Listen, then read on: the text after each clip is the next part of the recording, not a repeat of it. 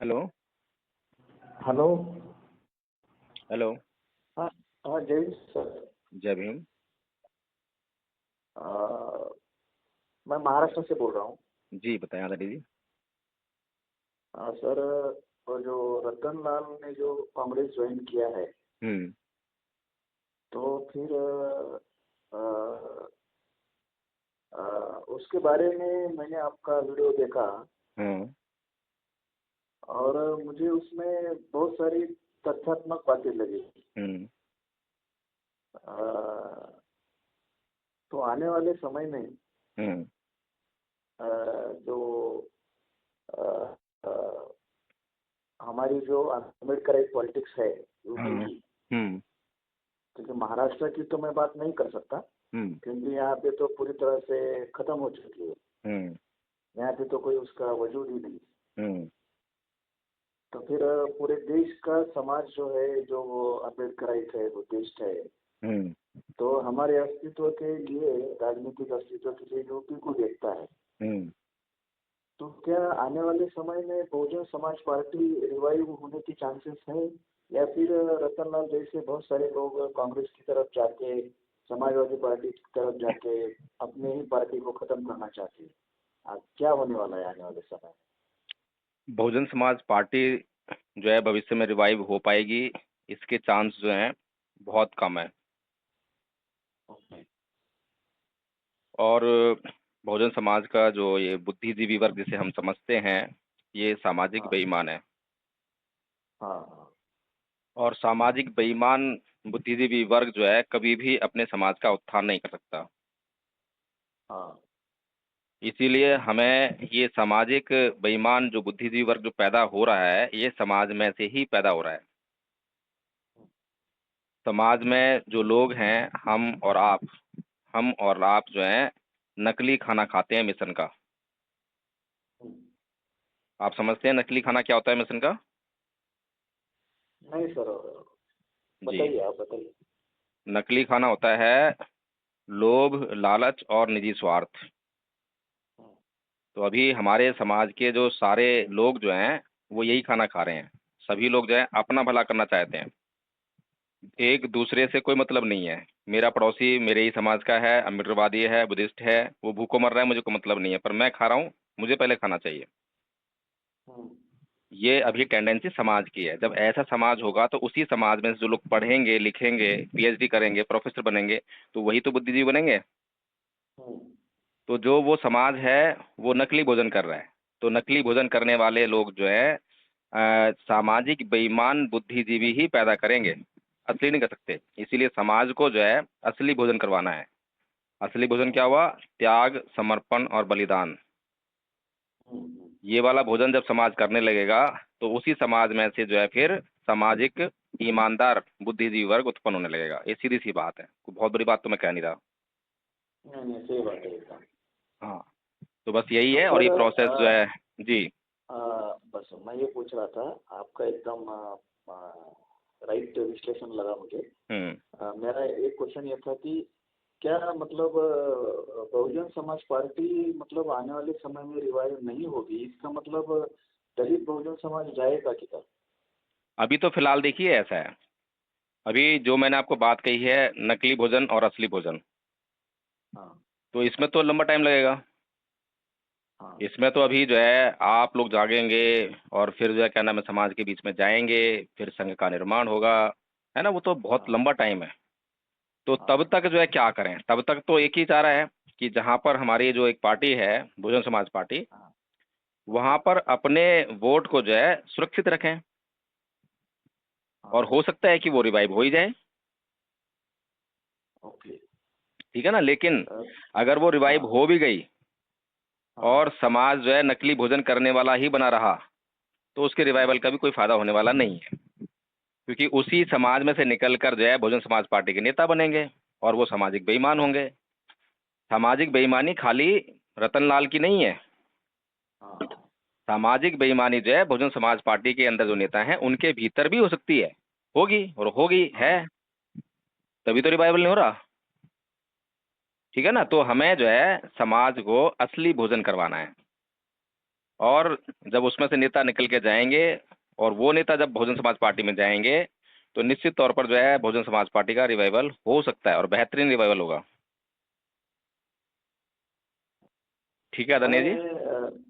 हाँ, अगर 1 मिनट समय है तो मैं थोड़ा मेरे बारे में बताता हूँ हम्म। कि मैं नांदेड़ से हूँ, महाराष्ट्र से। हम्म। एक डिस्ट्रिक्ट है। और मान्यवर साहब कांशीराम जी जब नांदेड़ आते थे हम्म। तो हमारे जो प्रोफेसर थे, प्रोफेसर नौसागरे बोल के, हम्म। तो हमारे घर के नज़दीक थे नांदेड़ में। हम्म। तो उनके घर में रुकते थे। हम्म। तो लगभग तब से मैं बीएसपी से, हमारा पूरा फैमिली बामसेफ से वगैरह जुड़े हुए हैं। हम्म। इसलिए जब भी कभी न्यूज़ आती है बीएसपी के संदर्भ में नकारात्मक, हम्म। तो फिर बहुत दुख होता है। इसलिए उसमें दुख मैं वाला बहुत कौन सी दिनों बात से है? सोच रहा था, हम्म। क्योंकि महाराष्ट्र में हम लोगों ने बहुत काम किया। हम्म। और अभी भी हमारे पिताजी, क्योंकि बीएसपी के अंदर जब कांशीराम के प्रभाव में जो भी व्यक्ति आया हम्म। तो उसने कोई दूसरी पार्टी ज्वाइन नहीं की। हम्म। मैं तब 10वीं में था हम्म। जब होटल बाबा इंटरनेशनल में साहब कांशीराम जी हम्म। मुंबई में आए थे। हम्म। और तब हमारे कुछ जो सीनियर फ्रेंड्स थे हॉस्टल के, हम्म। तो फिर हम लोग गए थे अटेंड करने के लिए। हम्म। तो तब से पॉलिटिकली जब भी मैं सोचता हूँ कुछ, तो फिर बीएसपी को ही हमने वोट दिया है। हम्म। और सब कुछ हमारा फैमिली तो कांग्रेस का ही है। हम्म। तो ये दुख इस बात का है कि भाई जो लोग, करने वाले लोग तो अपने तरफ से मिशन की तरफ करते हैं, मगर ये कुछ आगे नहीं बढ़ पा रही है चीजें। हम्म। और यूपी तो है, आपकी जैसे मिशनरी लोग हैं, हम्म। धम्म में काम करते हैं, तो धम्म हम्म। तो एक ऐसा आपने क्षेत्र चुना है हम्म। कि अगर उसमें हम थोड़ा भी अगर प्रगति कर ले हम्म। तो किसी की मजाल नहीं, हमें कोई पीछे रहते हुए। ठीक बात है। मगर दुख की बात यह है कि बाबा साहब ने भी इसी को अपना प्रथम मिशन माना था। जब हम्म। भी उनको लगा हम्म। कि नेहरू और कांग्रेस जो है सामाजिक समानता के आंदोलन को आगे बढ़ाने हम्म। में इंटरेस्टेड नहीं है, हम्म। तब जाकर के बाबा साहब ने हम्म। धम्म की ओर चले गए। हम्म। और धम्म की ओर इसलिए चले गए कि अंदर बाहर से आदमी को बदलता है, हम्म। अंदर बाहर से तो हम्म। पूरी तरह से पुनर्जीवन, पुनर्जन्म ही होता है। आपने हम्म। जो ये काम चुना है ये बहुत ही ज्यादा महत्वपूर्ण तो है, मगर हम्म। उतना ही ज्यादा कठिन है। क्योंकि काम तो हमेशा जैसे कठिन ही होता है आदरणीय जी। जब बुद्ध को हम्म। ज्ञान प्राप्त हुआ, हम्म। तो फिर जब अ, वो शांत बैठे थे, तो हम्म। आप हमसे ज्यादा इसके बारे में पता है आपको, आप बोलते भी होंगे। जी। तो जब वो शांत बैठे थे कि भाई ये ज्ञान मैं लोगों को बांटूं या कैसे करूं, हम्म। तो बृहस्पति नाम की जो ब्रह्म ग्रेट संपत्ति। लोग थे उस वक्त के, हाँ बृहस्पति, ब्रह्म अ, संपत्ति। हाँ ब्रह्म संपत्ति जैसे हम्म। ग्रेट लोग जो थे, हम्म। तो उन्होंने बुद्ध को परस्यूट किया कि भैया आप अगर ऐसे ही बैठेंगे हम्म। तो फिर कैसे चलेगा। तो बुद्ध ने कहा कि भाई ये तो बहुत ही कठिन मार्ग है, लोगों को हम्म। कैसे बताऊं। हम्म।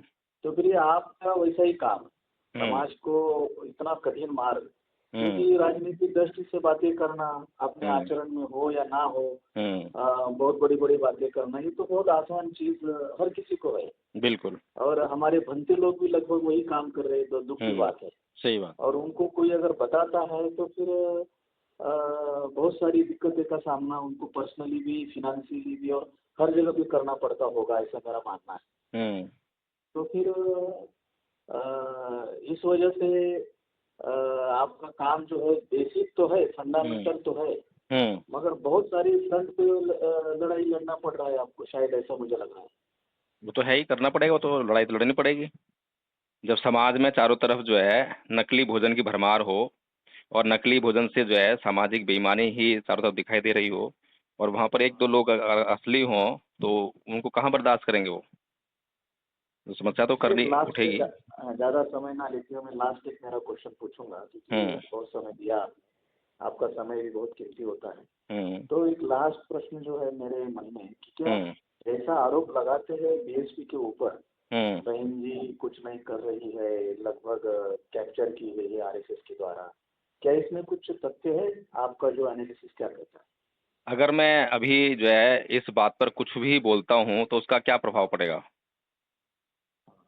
एक समझदार व्यक्ति को जो है, जब मैंने ये कहा है कि हमें अपना घर, अपना वोट सुरक्षित रखने के लिए, अभी हमारे पास एक घर है, वहाँ पर अपना वोट सुरक्षित रखिए, क्योंकि अभी हम लोग दूसरे सोच रहे हैं कि हम कांग्रेस को वोट दे दें, उसको वोट दे दें, कहाँ वोट दें, तो कहाँ वोट देने की समस्या तो कम से कम हमारी हल हो रही है ना अभी। जी, सही बात है। तो अगर सही अभी बात मेरी खाली ये वाली समस्या हल हो रही है कि मैं अपने वोट को खाली सुरक्षित कर लूं और वो उसकी जगह है, अगर बहुजन समाज पार्टी भी नहीं होगी तो कहाँ रखोगे अपने समाज को वोट जो है सुरक्षित, जो बताइए मुझे।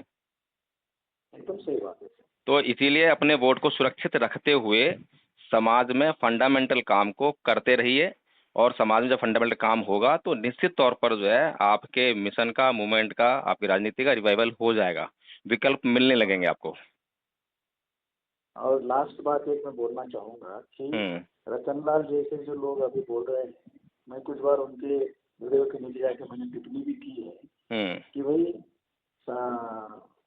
मान्यवर साहब कांशीराम जी का जब उदय हुआ हम्म। 1980 के दशक में, हम्म। मतलब 70 के बाद 80 तक, हम्म।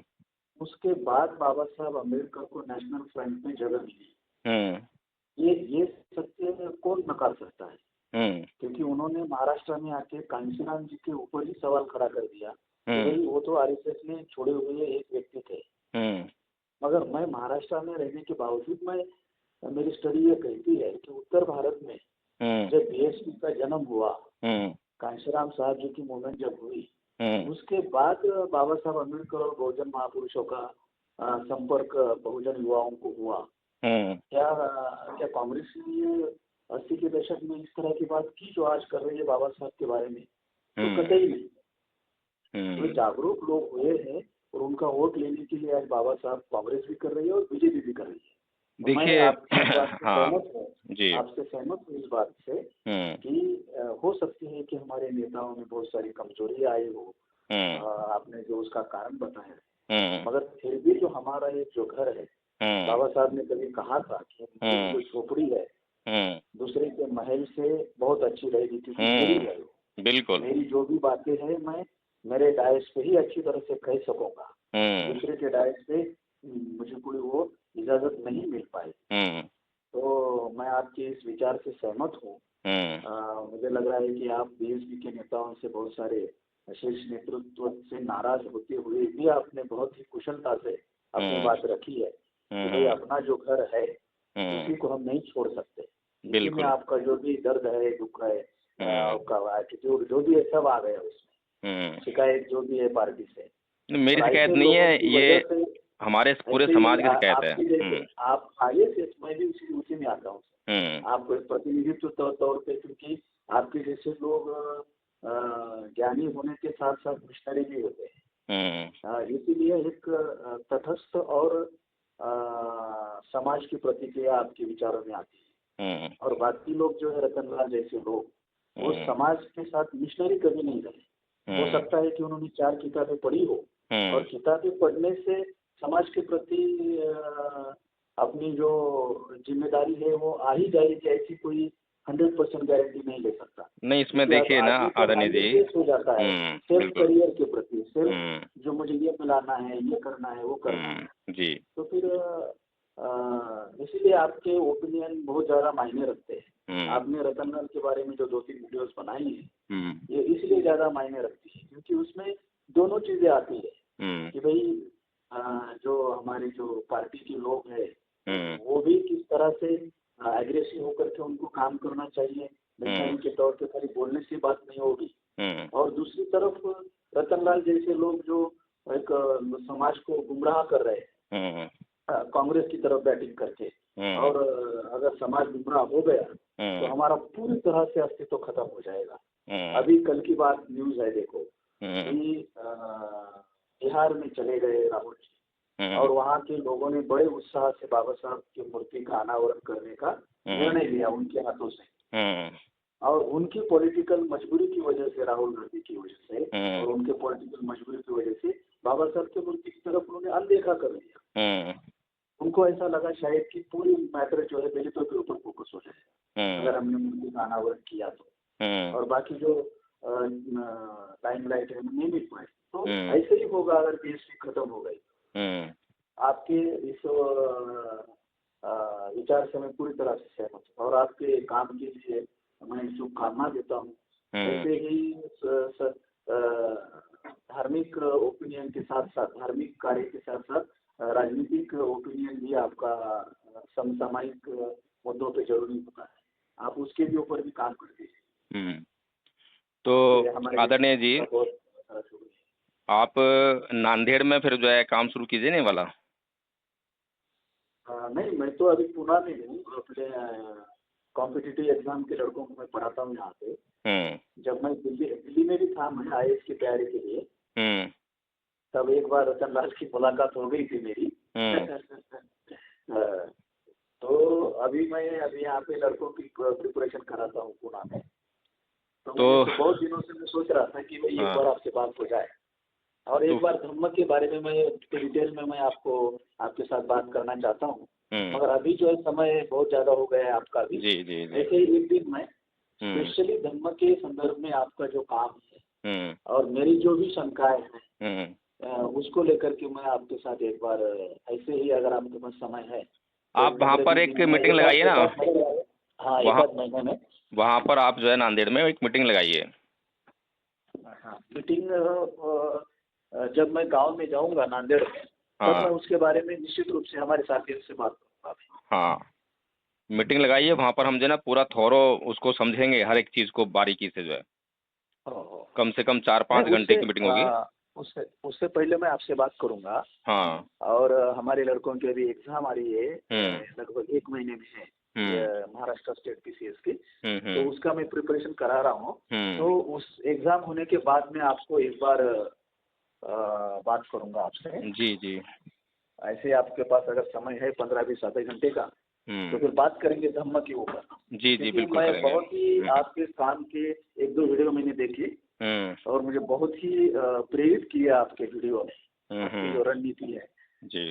ऐसे ही त्रैलोक्य बौद्ध महासंघ सहायक गण है, वो भी एक संघरक्षित के द्वारा जो है उनका भी काम है मिशनरी टाइप का ही है। जी जी बिल्कुल। आपका भी काम मिशनरी लग रहा है, क्योंकि वो खाली बातों से काम नहीं होगा। एक सिलेबस डिसाइड करके धम्म जीवन क्या होता है, कैसे शीलों का आचरण करना चाहिए, है ना, उसी से तो हमारा पूरा जो ह्यूमन कैपिटल है वो डेवलप होने वाला है आने बिल्कुल वाले समय बिल्कुल। में। जी हाँ। जी जी। आपका नाम क्या है आदरणीय जी जी? सर, मेरा नाम धम्मपाल वाघमारे है। धम्मपाल बागमारे, ठीक है। ठीक है, जी मैं सर। आपका नंबर सेव कर लेता हूँ जी सर, जी सर। और फिर बात करते आपसे हैं। ठीक मिलके बहुत बहुत अच्छा लगा, आपने इतना समय भी दिया। Thank you for this. जी, बहुत बहुत धन्यवाद। चलो चलो, बाय। ओके, जय भीम, नमस्ते।